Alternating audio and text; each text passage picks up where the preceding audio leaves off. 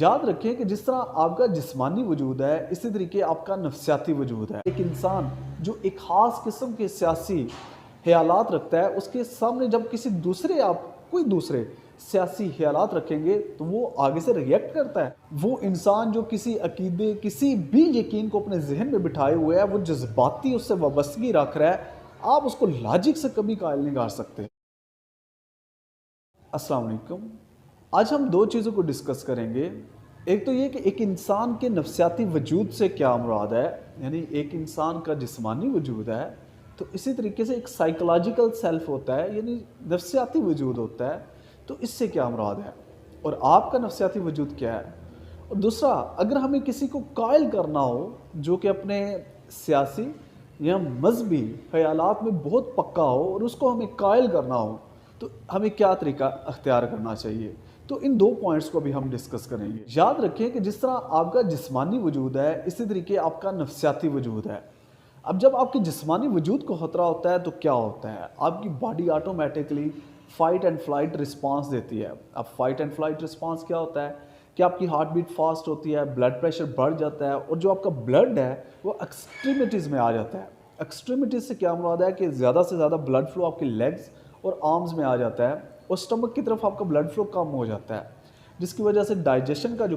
Process ہے، جب آپ خطرے میں ہو یعنی جب آپ میں سٹریس ہوتا ہے تو آپ کی جو ڈائجیشن کا پروسیس ہے وہ بہت سلو ہو جاتا ہے۔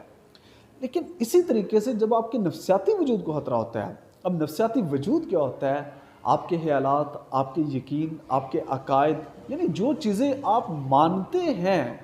وہ جن چیزوں کو لے کے آپ مضبوط ہو چکے ہیں، آپ کہتے ہیں کہ ہاں دیکھو میرے لیے یہ سیاسی جماعت جو ہے نا یہ سب سے اہم ہے،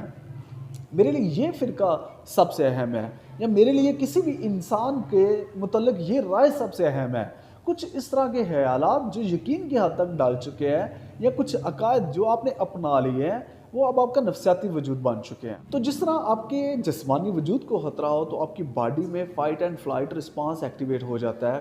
یعنی آپ کی باڈی رسپونڈ کرتی ہے۔ اسی طریقے سے ایک انسان کے نفسیاتی وجود کو جب خطرہ ہوتا ہے، یعنی اس کے خیالات کے اگینسٹ اس کے مخالف خیالات آپ اس کے سامنے رکھیں تو وہ خطرہ محسوس کرتا ہے، اور اس خطرے کو آپ کا مائنڈ ویسے ہی ریڈ کرتا ہے جیسے آپ کی باڈی کو خطرہ ہو، اور وہ fight and flight response activate کر دیتا ہے۔ اسی لیے آپ دیکھیں گے کہ جب ایک انسان جو ایک خاص قسم کے سیاسی خیالات رکھتا ہے، اس کے سامنے جب کوئی دوسرے سیاسی خیالات رکھیں گے تو وہ آگے سے ریئیکٹ کرتا ہے، وہ غصہ ہو جاتا ہے، وہ ایون نفرت امیز ہو جاتا ہے، وہ برا بھلا کہتا ہے۔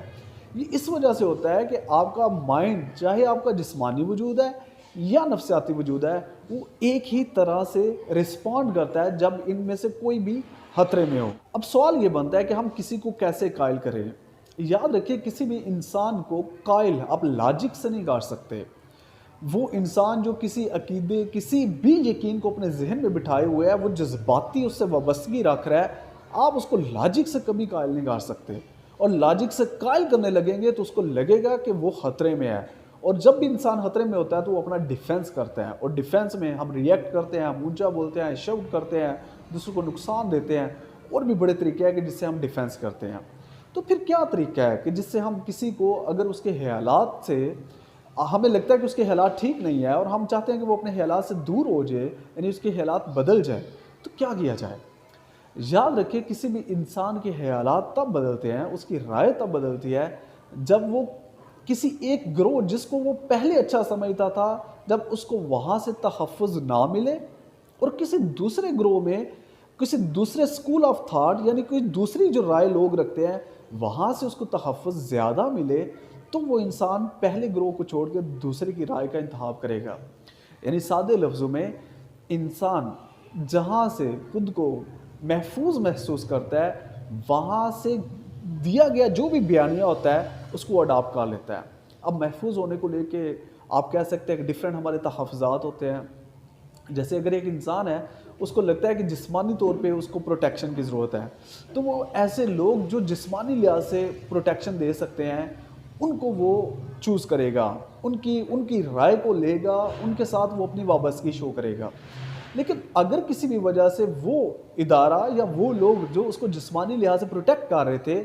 اگر اس کو پروٹیکشن میں وہ ناکام ہو جائیں تو اب وہ آٹومیٹکلی اپنی رائے بدلے گا اور کسی دوسرے ادارہ، گروہ یا انسان کو وہ چوز کر لے گا۔ تو کہنے کا مقصد یہ ہے کہ اگر آپ نے کسی کی رائے بدلنی ہے تو اس کو خطرہ محسوس نہ کروائیں، اس کو اپنائیت دیں، اس کے ساتھ اس طریقے سے آپ بحث نہ کریں کہ جس سے اس کو لگے کہ آپ اس کے خلاف ہیں یا اس کے دشمن ہیں۔ آپ کو سمپلی اپنائیت دینی ہے، اس کا خیال رکھنا ہے، اس کے ساتھ اچھے سے چلنا ہے، آپ نے اس کو کمفرٹیبل فیل کروانا ہے۔ یہ کمفرٹیبلٹی جب آئے گی، یعنی وہ انسان جب کمفرٹیبل محسوس کرے گا تو پھر آہستہ آہستہ جب اس کو لگ گیا ہے، یہ محسوس ہو گیا ہے کہ آپ سے اس کو خطرہ نہیں ہے، تو اب آپ اس کے جو بلیفز ہیں، یقین ہے، اس پہ جب کویسچن اٹھائیں گے، آہستہ آہستہ وہ ان کو ماننے لگ جائے گا۔ جب آپ اس کو بولیں گے کہ دیکھیں آپ یہ جو مانتے ہیں